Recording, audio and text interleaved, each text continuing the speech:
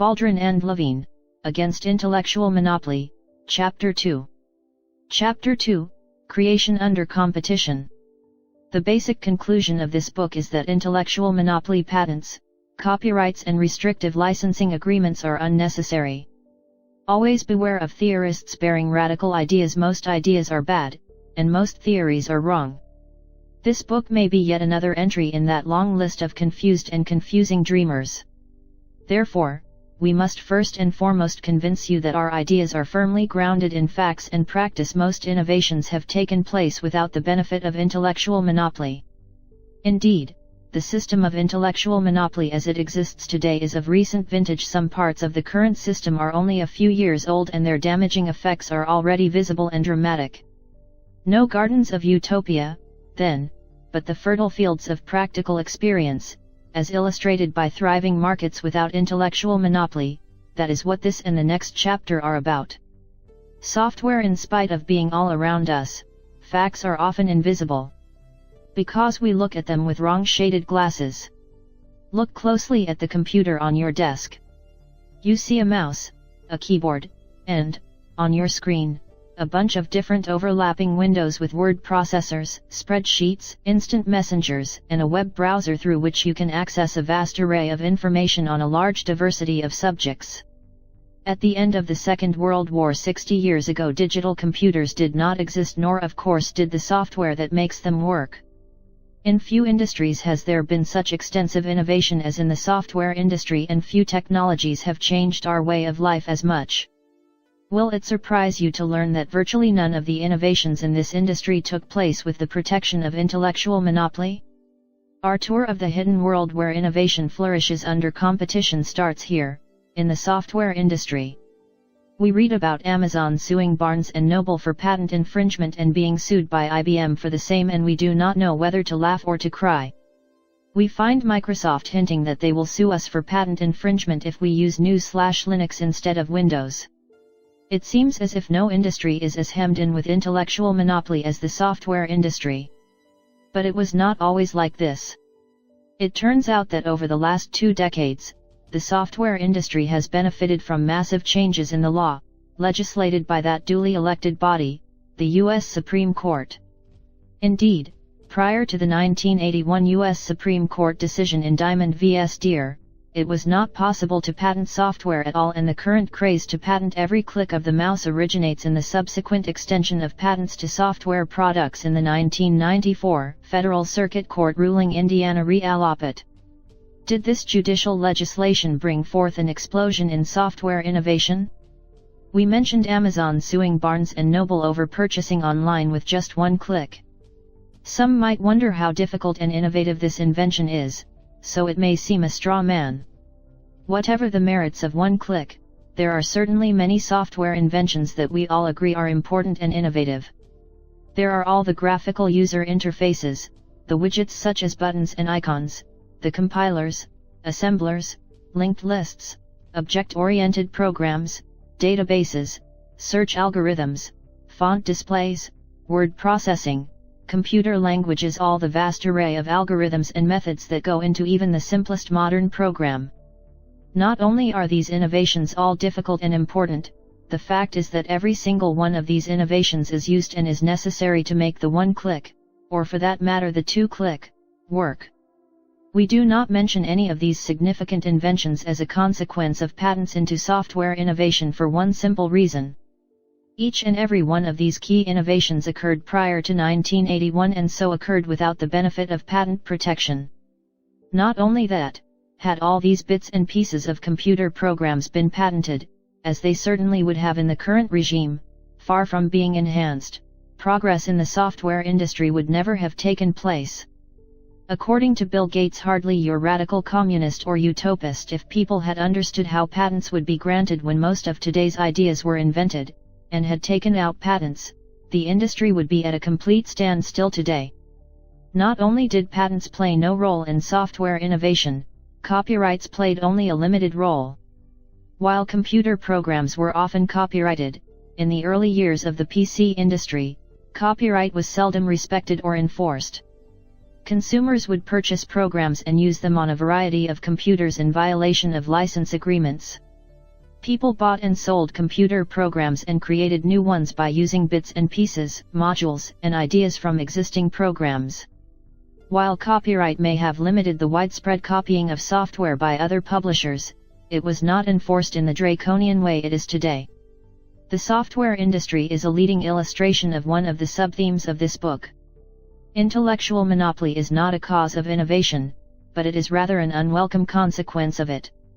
In a young dynamic industry full of ideas and creativity, intellectual monopoly does not play a useful role.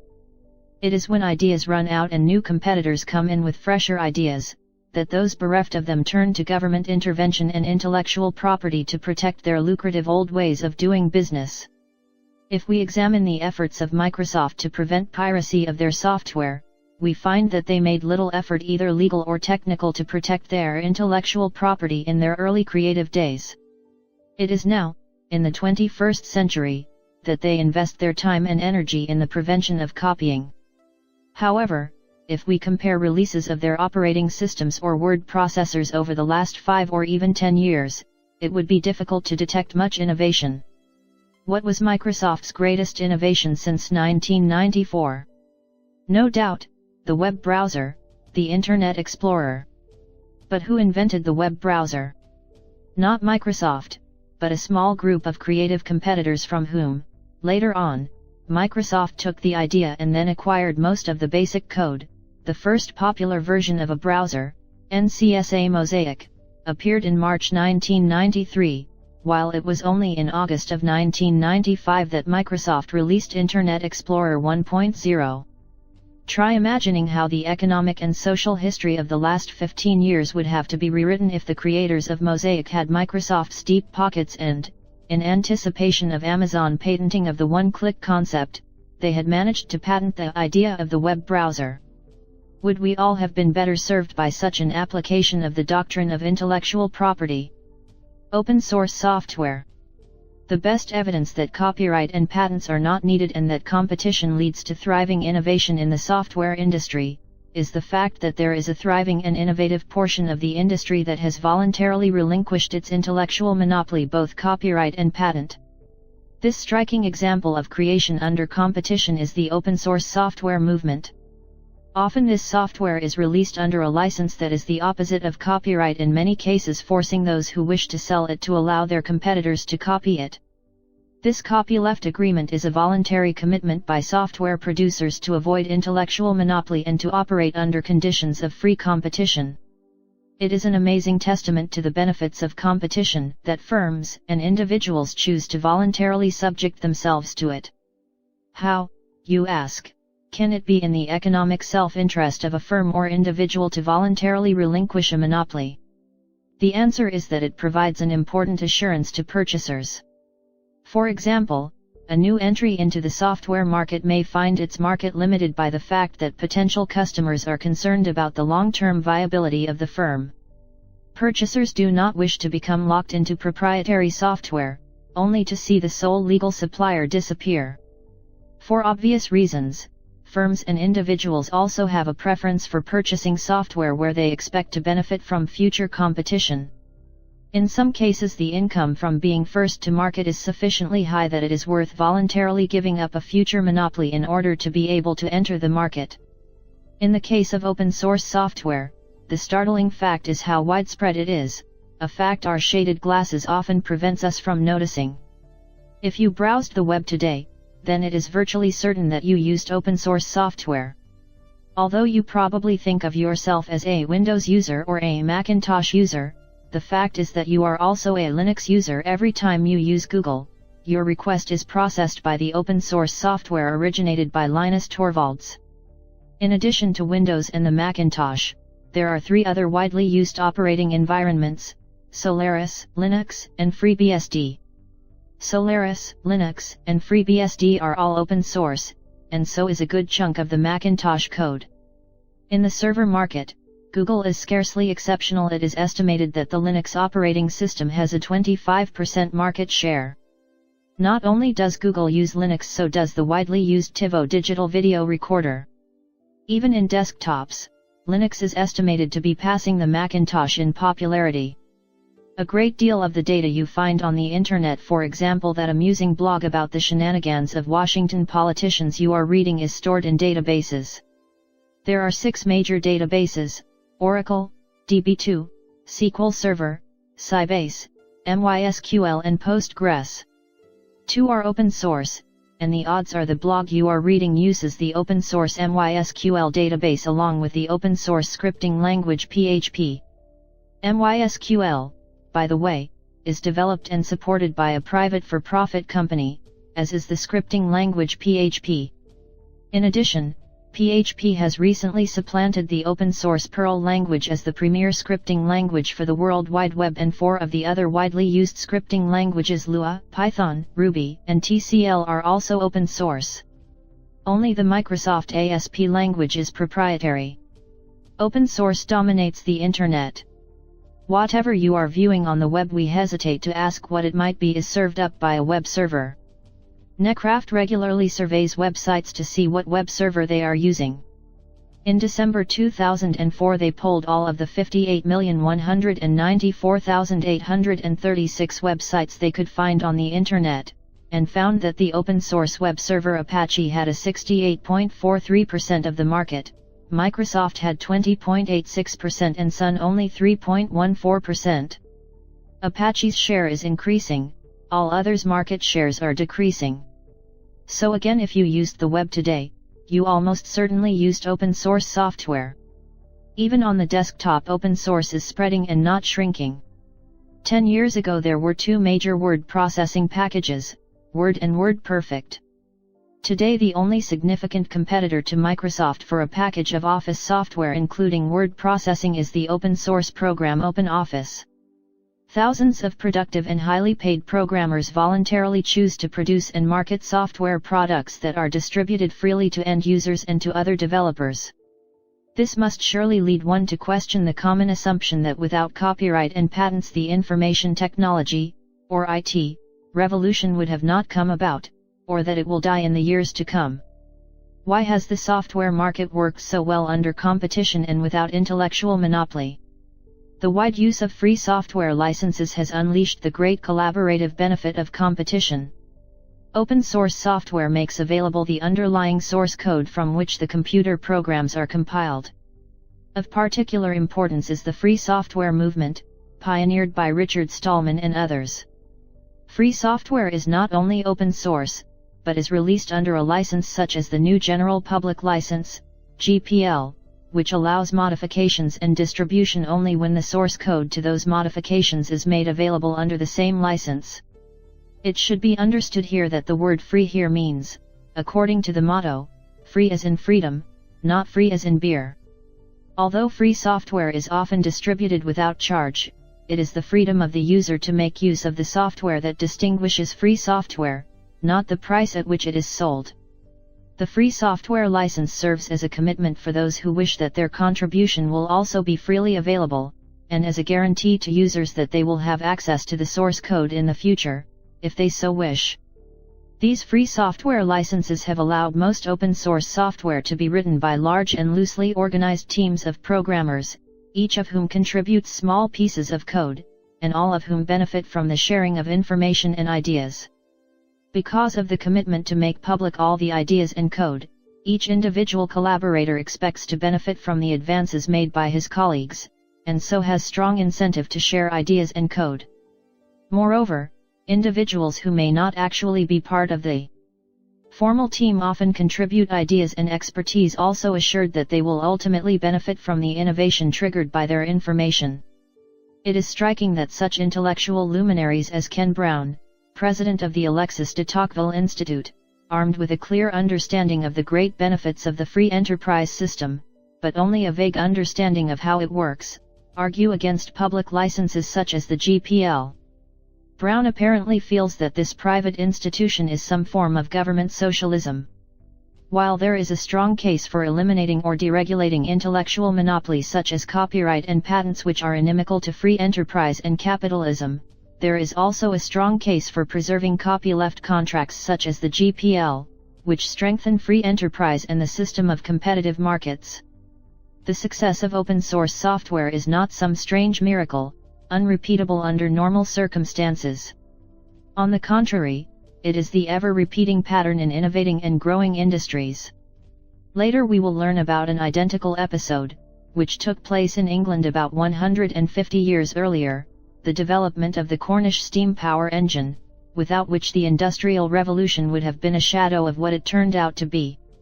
Too bad we have not time to write an entire encyclopedia of competitive innovations. We could tell of similar wonders in the American automobile industry, the Swiss and German chemical industries, the worldwide oxygen steel making, the Italian textile and fashion industries, the Swiss watch industry, the wine farms of Europe and California, the Czech and Venetian glass industries, and so on. Pirating software. The idea that a software producer, say Microsoft, could earn a profit without copyright protection always puzzles people. Without copyright protection, would not pirates step in and sell cheaper imitations, putting Microsoft out of business? While this is an interesting theory of how markets work, it is not one supported by the facts. Again, we turn to open source software and the Linux computer operating system. Because it is open source, Linux may be resold commercially, but only if the source code is made freely available, including any modifications made to the original program. For example, Red Hat is a company that sold a modified and customized Linux system with easy installation and many other useful features. Although the underlying Linux system is obtained by Red Hat for free, the customization and testing conducted by Red Hat is costly. Using prices quoted on the Internet on July 10, 2002, Red Hat charged $59.95 for a package containing its system. Because it is based on the underlying Linux system, Red Hat must also make available its code to competitors. As a result, anyone who wishes to can sell their own Red Hat system. And, in fact, there were at least two companies, HasideSign and Linux Emporium, that did exactly this. For example, on July 10, 2002, HasideSign offered for sale Red Hat Linux 7.2 for a price of $16, about one-third of the price charged by Red Hat. LinuxEmporium.co.uk offered a similar deal. So how does Red Hat stay in business? For starters, it turns out that Red Hat sold many more $59.95 packages than HasideSign, and Linux Emporium sold $16 packages. Moreover, Red Hat is a large well-known company, while no one has ever heard of the other two, nor does it appear that they ever represented a dangerous market threat to Red Hat. How could this be? Or more accurately, how could this not be? Have you ever used software that worked properly? If you had a problem with software you bought, and had to call the seller for advice, who would you prefer to call, the people who wrote the program, or the people who copied it? The story is not over yet, please bear with us. Taking years in. Writing a book chapter is not a proof of high productivity, but there is a silver lining. On December 24, 2006, we went back to the internet to see what happened to these three companies. All three of them still exist, and many other have joined the game. After years of having all its innovations mercilessly pirated, Red Hat is still the market leader, has a worldwide web of offices, sells lots of Linux-based software products while also giving away lots of others for free, and its revenues are soaring. HasideSign, in spite the advantage of being a legal pirate, does not seem to have done very well. It is still there, but it is selling very few products, and all Linux-based products are now off its shelves. Linux Emporium had a more interesting life. After either changing its name to or been acquired by Chigwin, it is back in business under the original name, and it is thriving. Indeed, it has pioneered an entire new line of business. It sells at positive prices software that is downloadable for free from the original companies, by claiming it sells high-class software for the cognoscenti. The power and creativity of competitive markets sometimes surprise even us.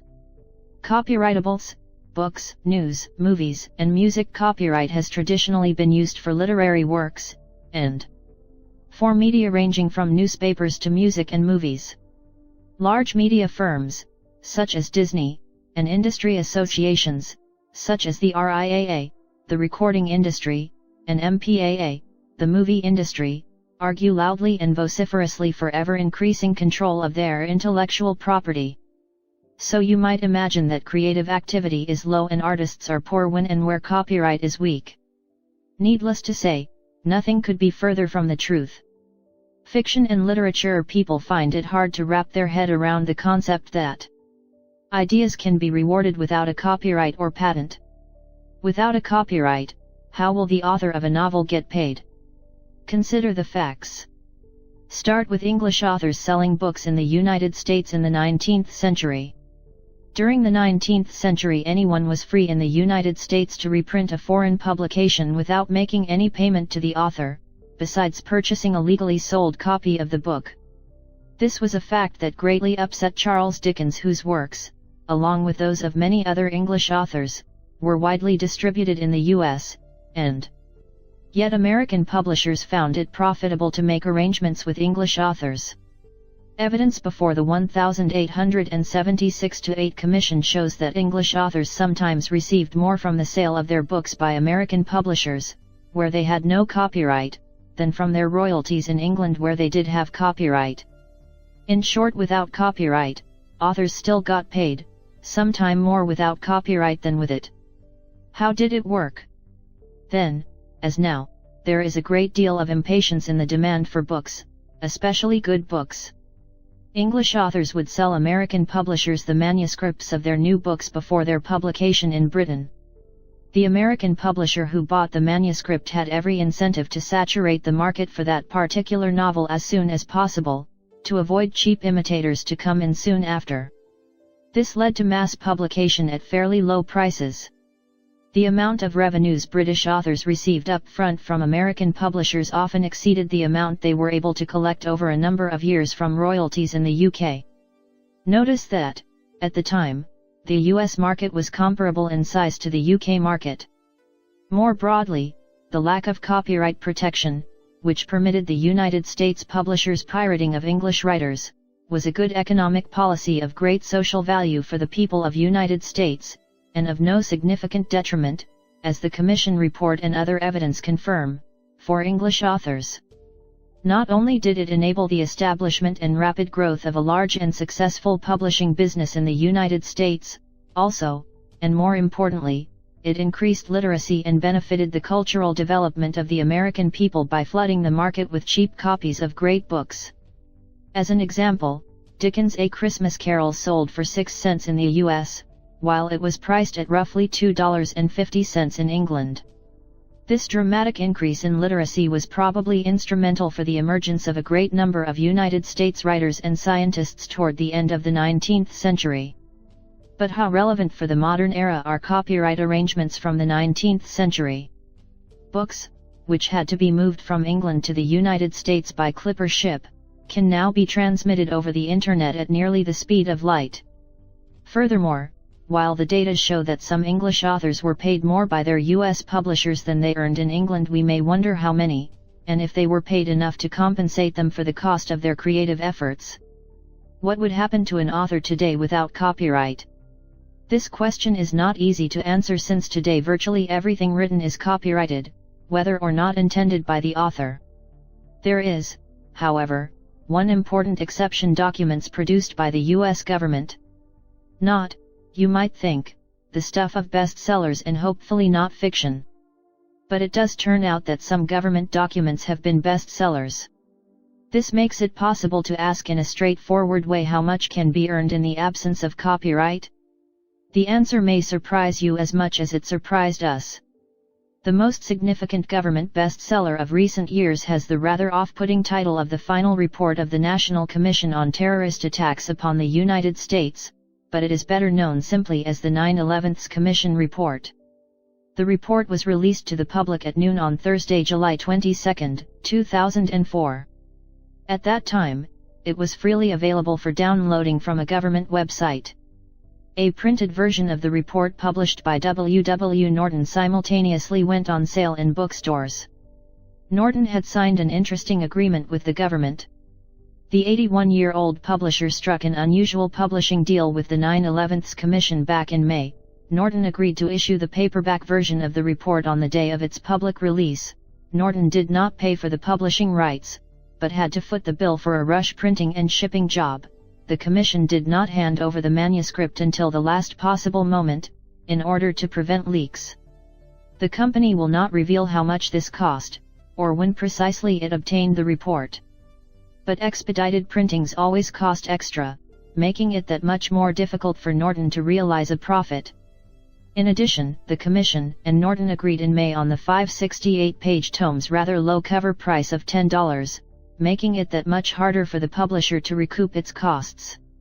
Amazon.com is currently selling copies for $8 plus shipping, while visitors to the Government Printing Office bookstore in Washington, D.C. can purchase its version of the report for $8.50. There is also competition from the Commission's website, which is offering a downloadable copy of the report for free. And Norton also agreed to provide one free copy to the family of every 9/11's victim. This might sound like Norton struck a rather bad deal. One imagines that other publishers were congratulating themselves on not having been taken advantage of by sharp government negotiators. It turns out, however, that Norton's rivals were in fact envious of this deal. One competitor in particular, the New York Times, described the deal as a royalty-free windfall, which does not sound like a bad thing to have. To be clear, what Norton received from the government was the right to publish first, and the right to use the word authorized in the title. What they did not get was the usual copyright, the right to exclusively publish the book. Because it is a U.S. government document, the moment it was released, other individuals, and more important, publishing houses, had the right to buy or download copies and to make and resell additional copies electronically or in print, at a price of their choosing, in direct competition with Norton. In other words, after the release of the book on July 22, the market became a conventional competitive market. And the right to compete with Norton was not a purely hypothetical one. Another publisher, St. Martin's, in collaboration with the New York Times, released their own version of the report in early August, about 2 weeks after Norton, and this version contained not only the entire government report but additional articles and analysis by New York Times reporters. Like the Norton version, this version was also a bestseller. In addition, it is estimated that 6.9 million copies of the report were, legally, downloaded over the Internet. Competition, in short, was pretty fierce. Despite this fierce competition, the evidence suggests that Norton was able to turn a profit. We do not know, unfortunately, how much they would have paid up front to the author had the rights to go first been put out to bid. But we do have some idea of how much they made after the fact. First, we know that they sold about 1.1 million copies, and that they charged between $1 and $1.50 more than St. Martin's did. Other publishers also estimated Norton made on the order of $1 of profit on each copy. Assuming that St. Martin's has some idea of how to price a book to avoid losing money, this suggests Norton made at the very least on the order of $1 million. We also know that their contract with the government called upon them to donate their profits to charity, and we know that they did in fact donate $600,000 to support the study of emergency preparedness and terrorism prevention. Since the entire Hollywood movie industry has managed by creative accounting to avoid earning a profit during its entire history, we can be forgiven if we suspect that Norton earned a bit more than the $600,000 they admitted to. We have already mentioned that it took us a few years to revise this book for final publication. The delay was probably bad for our reputation as professional book writers, but the 3 years that passed between the first draft and the revised edition allowed for a number of our wild conjectures to be tested by facts. Just recently, a second natural experiment, similar to the 9/11's Commission report, has taken place. The Iraq Study Group, also known as the Baker-Hamilton Commission, was appointed on March 15, 2006 by the United States Congress. Its task was to carry out a bipartisan evaluation of the situation in Iraq following the USIL invasion and subsequent occupation, and to make policy recommendations about how that dramatic situation could be improved. The United States Institute of Peace provided support for the Iraq Study Group, whose final report was released on the USIP website on December 6, 2006 for free downloading. Vintage Books, a division of Random House, published the same report and put it on sale at bookstores and internet sites around the world on the same day. We have been unable to find evidence of how much Vintage Books paid for the right to access the manuscript before it was freely downloadable, but it is probably not zero. Recall the report cannot be copyrighted and any other publisher may, and probably will, get on the fray without having to pay Vintage a single penny. We checked the web, and the book is widely available at prices that oscillate between about $9 and $11. It quickly made Amazon's 25 bestsellers list and, on December 25, 2006, the last day we have data for, Amazon ranked it as 191 for total sales under the category books, meaning among all books Amazon had available. Not bad for a document that anyone can also download for free, in about 30 seconds, from the UISP and many other websites. What, then, do these facts mean for fiction without copyright? By way of contrast to the 9/11 Commission report, which was in paperback and, including free downloads, seems to have about 8 million copies in circulation, the initial print run for Harry Potter and the Half-Blood Prince was reported to be 10.8 million hardcover copies. So we can realistically conclude that if J.K. Rowling were forced to publish her book without the benefit of copyright, she might reasonably expect to sell the book to a publishing house for several $1 million or more. This is certainly quite a bit less money than she earns under the current copyright regime. But it seems likely, given her previous occupation as a part-time French teacher, that it would still give her adequate incentive to produce her great works of literature. News reporting. The distribution of news on the Internet makes an interesting contrast with the distribution of music. While the RIAA has used every imaginable legal, and in some cases illegal, strategy to keep music off the Internet, the news reporting industry has embraced the Internet. Most major news agencies have a website where news stories may be viewed for, at most, the cost of a free registration. Far from discouraging the copying of news stories, most sites invite you to email a copy of this story to a friend. In fact, news is available so freely over the Internet, it is possible to create an entire newspaper simply by linking to stories written by other people. An example of such a newspaper is the site run by Matt Drudge, which consists almost entirely of links to stories on other sites. Yet the incentive to gather the news has not disappeared. According to intellectual monopolists preaching, this should be impossible. To report from Sudan requires the huge cost of going there in person, but copying that same report is as cheap as it can possibly get. So, why are highly paid journalists traveling to Sudan to get the news? The fact is that prior to the advent of the Internet, the news industry was already a relatively competitive one, with many hundreds of news organizations employing reporters to gather news and write stories on the same subjects. Copyright has never provided a great deal of protection, and the copying of news stories is endemic. The enterprising reporter who manages to get his helicopter over the car chase first, is not rewarded with the exclusive right to fly helicopters over the site. Copyright protects specific words, but not the news itself, and new reports of the form the AP is reporting that the government of Pakistan has just captured Osama bin Laden is perfectly legal and not a violation of copyright at all. Because the news industry has been thriving, profitable, and highly competitive for a long while, the advent of the Internet scared off only a few incompetent fellows. Still, everyone wants a monopoly, and the news industry is scarcely immune to greed. The arrival of innovative technologies and creative competitors makes the temptation of using existing copyright legislation to preserve or gain monopoly power particularly hard to resist. In fact, the impression one gets from a cross-country comparison is that the less competitive and more inefficient the news industry of a country is, the stronger is the demand for monopolistic protection from new entrants.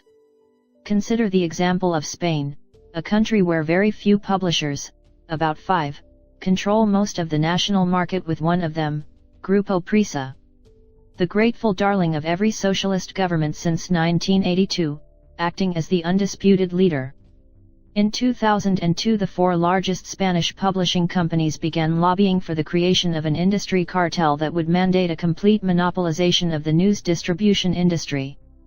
This would be accomplished through the creation of a national agency, GETTR, owned and managed by the same publishing companies, and entrusted with the right and duty of overseeing the distribution of news through all kinds of media. News would be licensed and a user fee collected whenever it was used, something analogous to the royalties that music monopolies collect whenever a tune is played in public. According to plans released by the lobbying group, this fee-collecting activity would range from the internet to the photocopied press clips and news briefs distributed for internal usage in large organizations. How the monopolies backing the GETTR initiative plan to monitor and enforce exclusive proprietorship of the news escapes our imagination, but the proposal is a fact.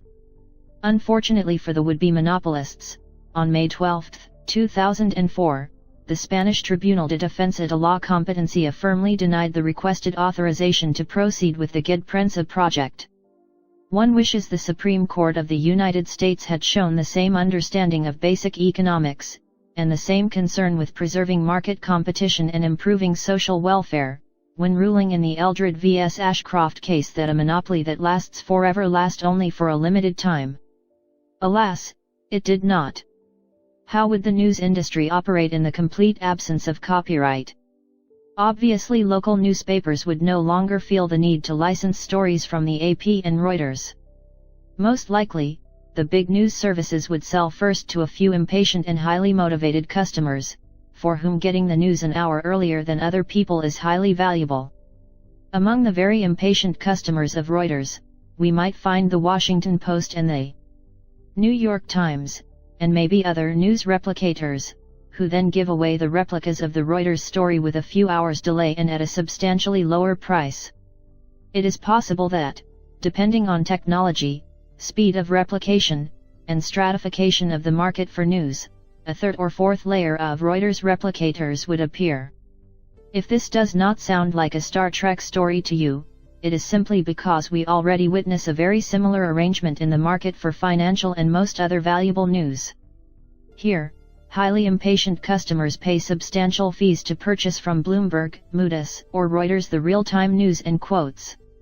The news and quotes then trickle down from websites to cable TVs, to national newspapers, and so on until, often a whole day later, the nice quotes are published in most newspapers around the world.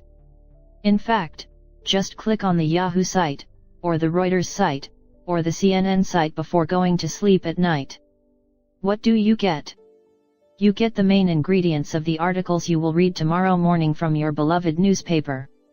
The only difference with the financial news is that, for normal news, people's degree of impatience is a lot smaller, which does not allow Reuters or CNN to charge you a high fee for feeding the news online before they get published by the newspapers.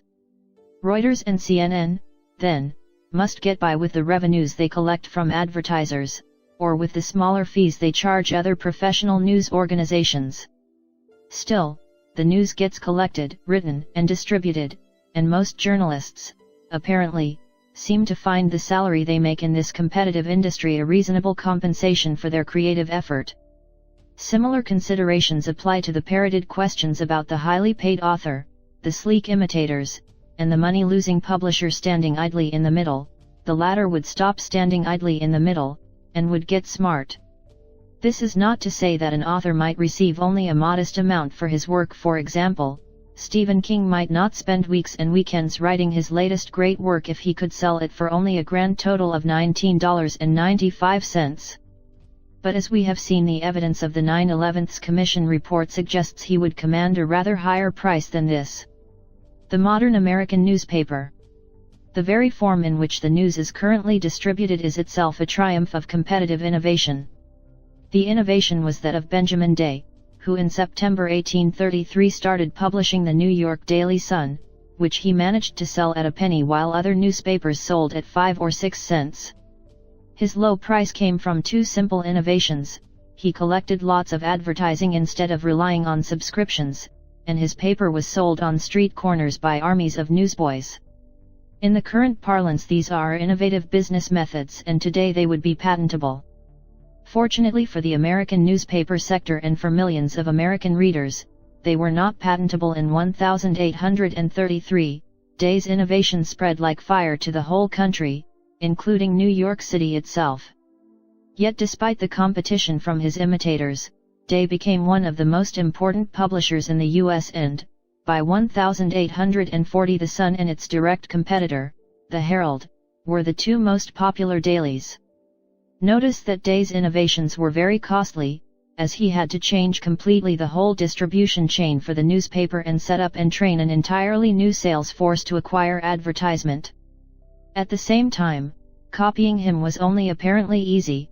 The idea was quite straightforward, but implementing it was not so cheap. It involved roughly the same setup costs that the Sun had to face in the first place. And this is where your anti-intellectual property stance is revealed to be just anti-business. Would-be Bill Gateses are thinking at this point, but, equally probably, not Bill Gates himself, as our earlier quote of his own words suggests. You see, without any intellectual property protection, brave inventors will try out expensive new things, while parasitic imitators will sit out, letting the experiments run their course, and then imitating only successful practices. In this way, as the Recording Industry Association of America, RIAA, constantly reminds us on their anti-piracy website, the thieves go straight to the top and steal the gold, bringing the recording company to economic ruin. This argument may sound smart and oh so common sense right when you hear it the first time, but pause for a minute, and you will realize it makes no business sense. Picking only winners means waiting until it is clear who is a winner. Well, try it. Try getting somewhere by imitating the leaders only after you are certain they are the leaders. Try ruining the poor pop star by pirating her tunes only once you are certain they are big hits. Excuse us, we thought that being a hit meant having sold millions of copies.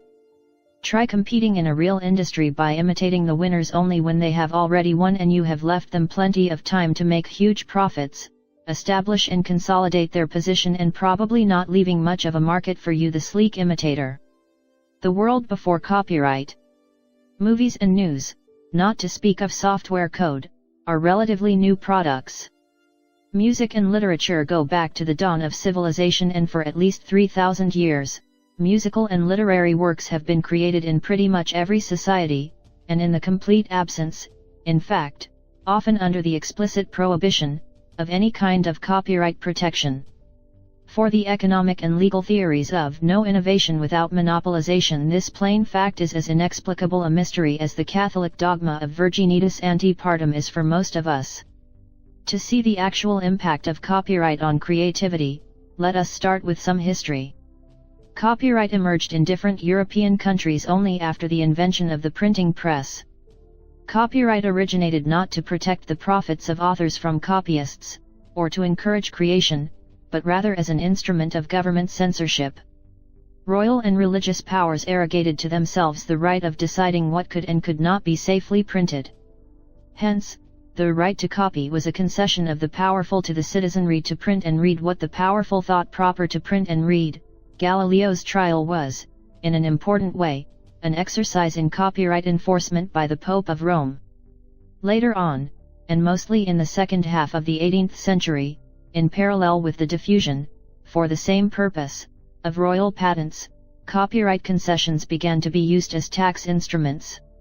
Selling a copyright, exactly like selling a patent, amounted to giving monopoly power to someone in exchange for bribing the royal power. The creation, in the United Kingdom, of the Stationers' Company, with virtual monopoly over printing and publishing, is probably the best known example of such practice. There is no evidence, from the UK and from other European countries such as the Republic of Venice, which adopted similar laws, that they provided any particular boost to either literary creation or the spread of literacy. The Statute of Anne, adopted in England by 1710, is considered the first piece of legislation that, in the modern spirit, separates the censorship function from that of the personal ownership of the literary product, allocating to authors, or to the lawful buyers of their manuscript, an exclusive right of publication that lasted 14 years. Notice the number, 14, not as it is today, the life of author plus 75. William Shakespeare had found incentives for writing his opus even without those 14 years, and yet no Shakespeare appeared after 1710. It took almost a century of controversial ups and downs for the copyright legislation to be fully accepted in England, and to spread to the rest of Europe. Around the time of the French Revolution, and under the label of propriété littéraire, the idea that the works of art, literature, and music belonged to their authors who could sell or reproduce them at will, without royal authorization, became popular. The fight for propriété littéraire was not a fight for monopoly but, instead, a request to abolish a particularly hideous royal monopoly, that over ideas and their expression. The institutional arrangements surrounding 18th century French publishing in the absence of copyright is also of some interest. Books were copied frequently and quickly. There were no royalties and authors were paid in advance. Many small firms were organized just to publish a single book. In short, books were published, authors were paid, and all without the benefit of copyright. We have already mentioned, early in this chapter, the very particular form in which literary copyright was introduced in the United States in 1790 and how the absence of copyright protection for foreign writers favored the diffusion of literacy in the country. In Germany, it was the monopoly-friendly Bismarck who, in 1870, introduced a uniform copyright legislation, modeled along the British lines. Goethe and Schiller, Kant and Hegel did not profit from it. It is only in 1886 that the Berne Conference and the signing of the first international copyright treaty began to bring a degree of uniformity to copyright throughout the Western world. Literature and a market for literary works emerged and thrived for centuries in the complete absence of copyright. Most of what is considered great literature and is taught and studied in universities around the world comes from authors who never received a penny of copyright royalties. Apparently the commercial quality of the many works produced without copyright has been sufficiently great that Disney, the greatest champion of intellectual monopoly for itself, has made enormous use of the public domain. Such great Disney productions as Snow White, Sleeping Beauty, Pinocchio, and Hiawatha are, of course, all taken from the public domain. Quite sensibly, from its monopolistic viewpoint, Disney is reluctant to put anything back. However, the economic argument that these great works would not have been produced without an intellectual monopoly is greatly weakened by the fact that they were. How new is Napster? It is tempting to think that everything under the sun is new. For example, the Napster phenomenon is surely new, and cries out for new laws and regulation. Surely the music industry cannot survive the advent of widespread copying. Or can it? At the turn of 19th century, the music industry was different from the one we are familiar with today. No CDs, no mass concerts, and no radio and TV.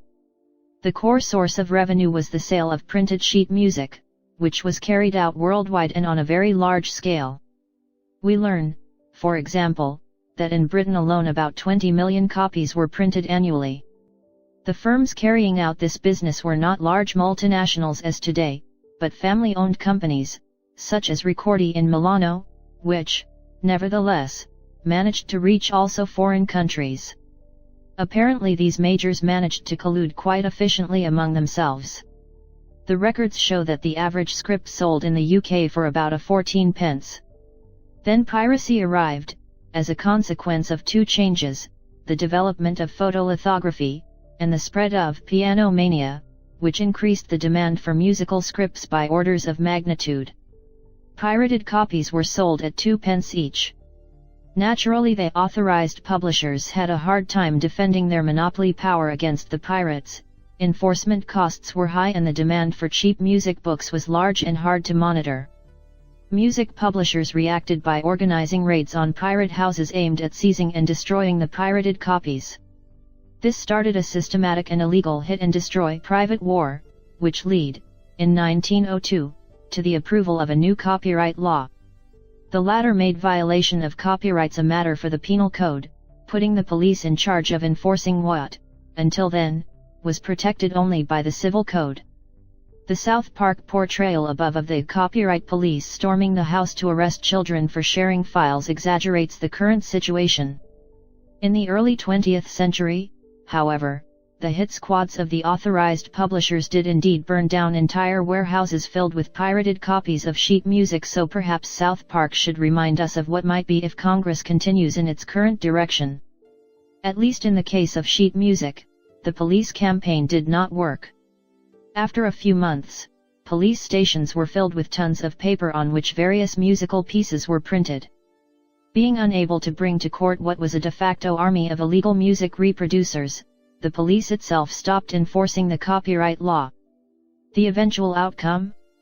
The fight continued for a while, with regular music producers keen on defending their monopoly and restricted sales strategy, and pirates printing and distributing cheap music at low prices and very large quantities.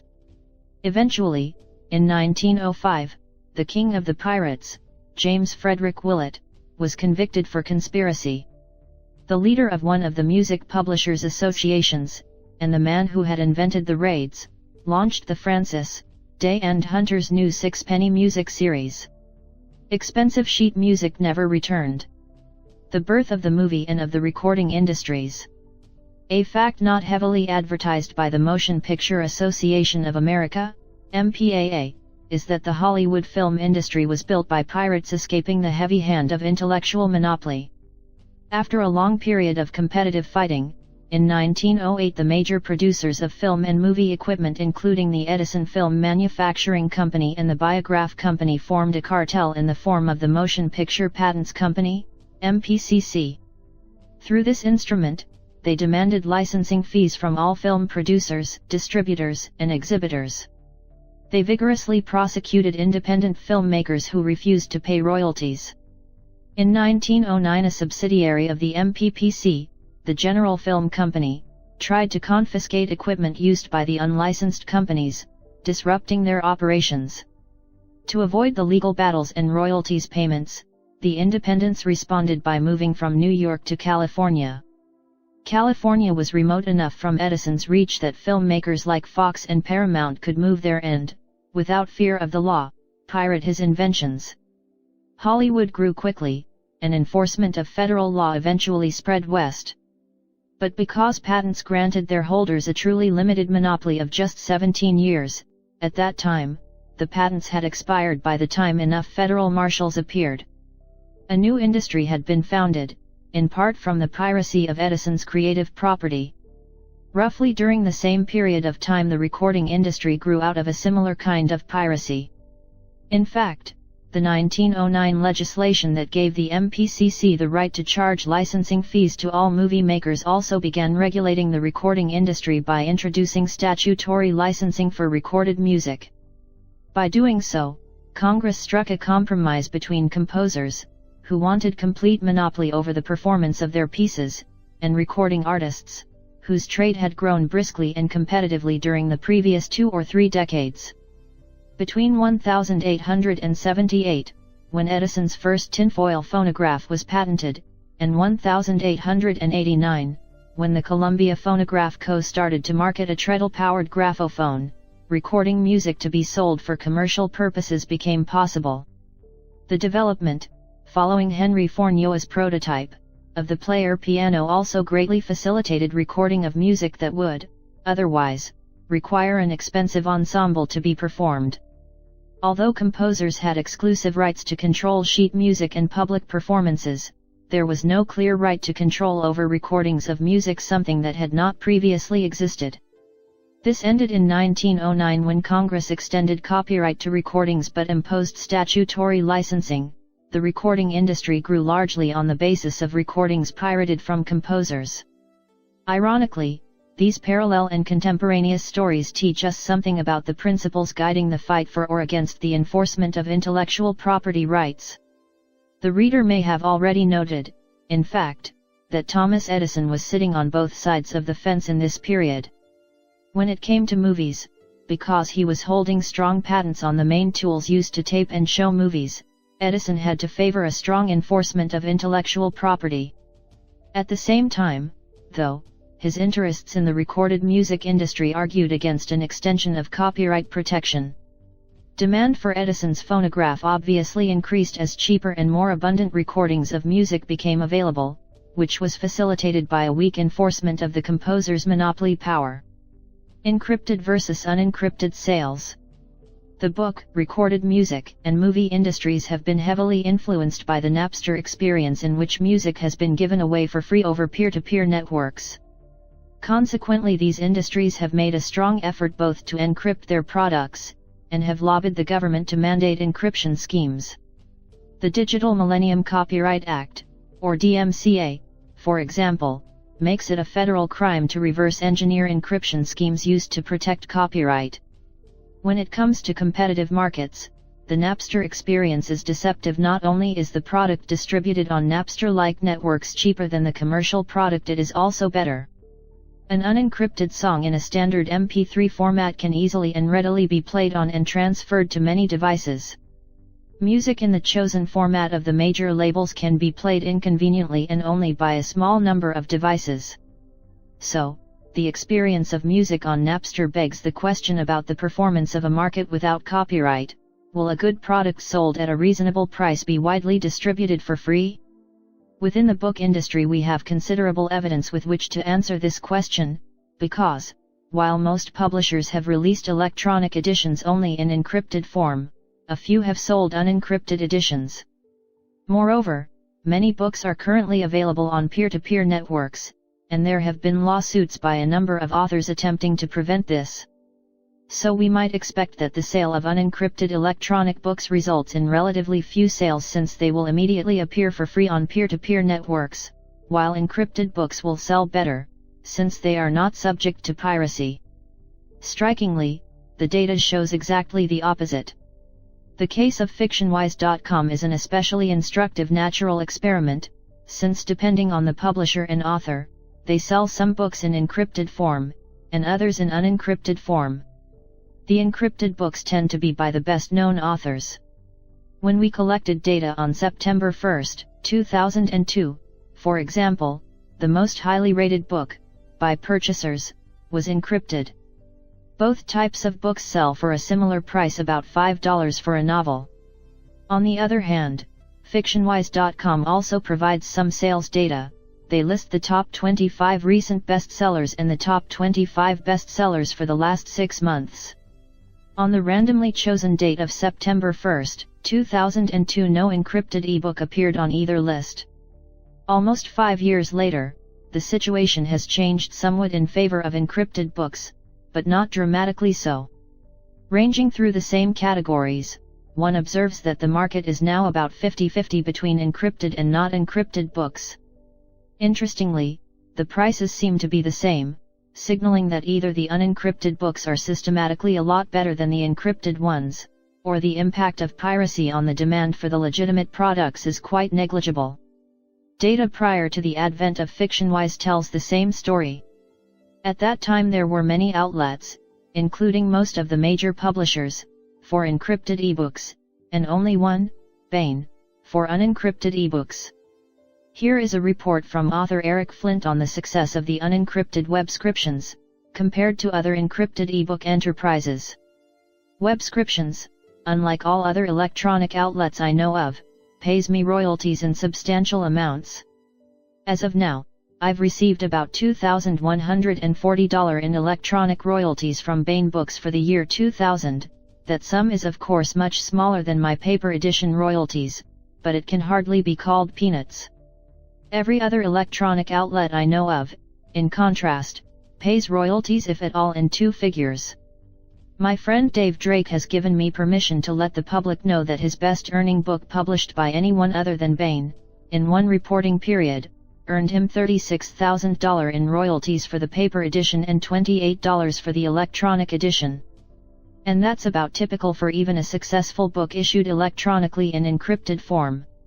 Interestingly, searching the Gnutella peer-to-peer network on September 1, 2002, and on a number of subsequent occasions, the keyword ebook turns up a number of books released by Bain in electronic form. But they are legal copies of books given away by Bain for free. None of the books that Bain sells was found. In the end, it is difficult to avoid the conclusion that it is the unpopularity of the music industry with its customers, combined with the inferiority of the legitimate product, that has led to the widespread giving away of MP3s for the cost of personal time and bandwidth.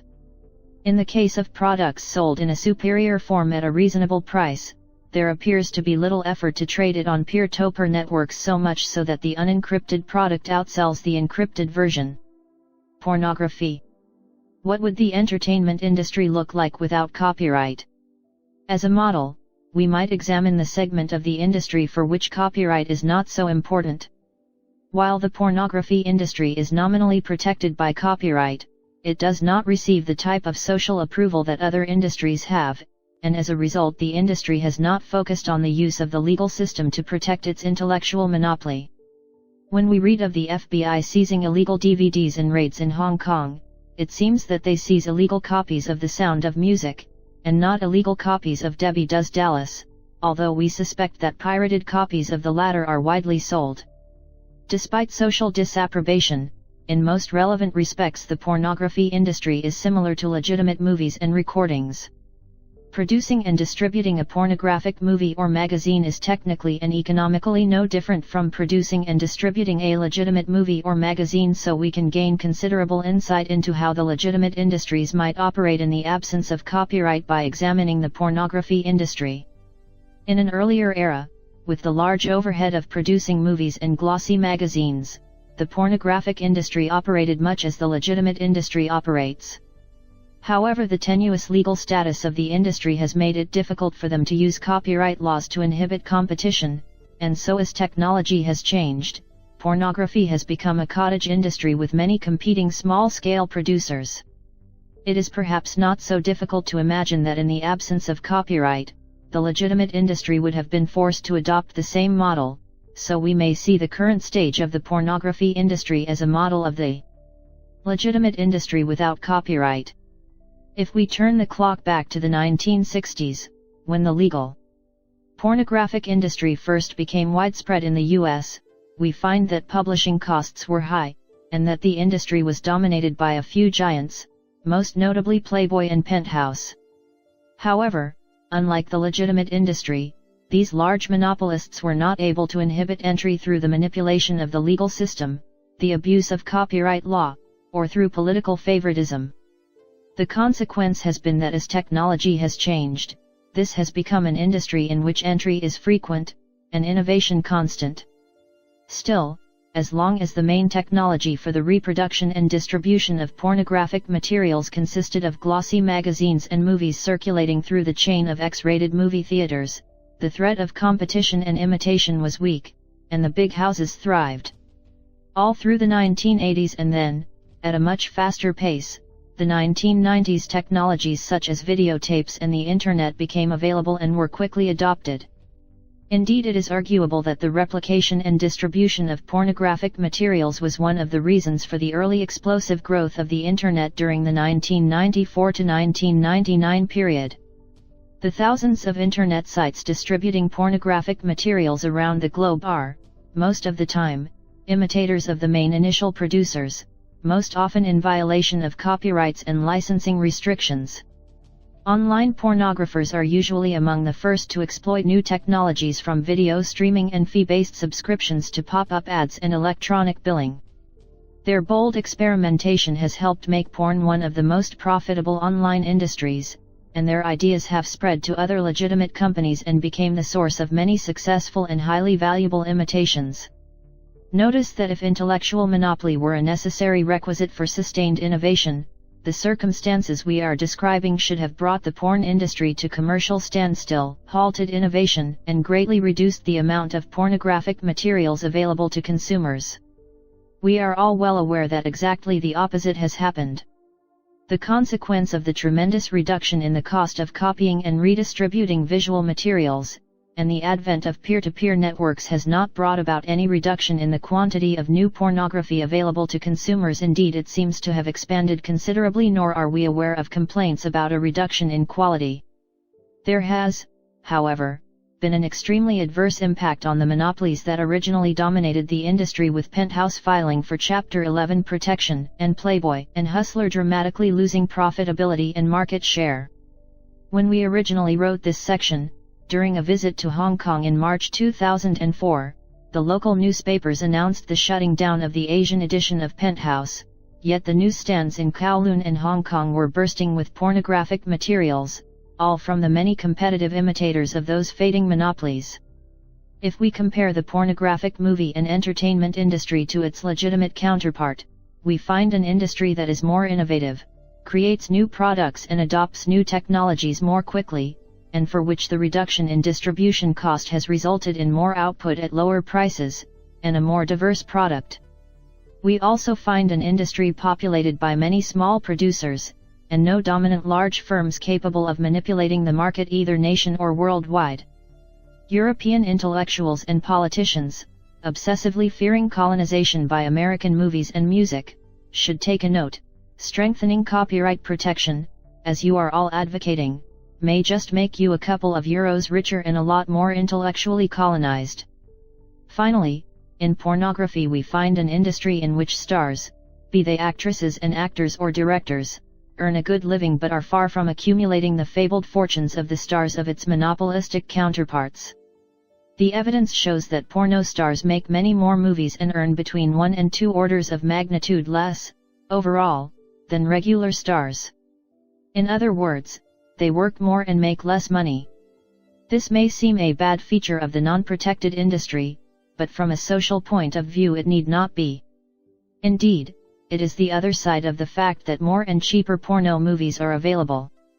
The stars of the porno movie industry are simply a lot closer to earning their opportunity wage economic parlance for what they would be earning, given their skills and the prevailing market conditions, in their best alternative occupation than are the stars of the legitimate movie industry. Organizing markets and industries in such a way that goods and services are provided while factors of production, either labor or capital, earn no more than their opportunity cost, is what a socially desirable policy should aim at.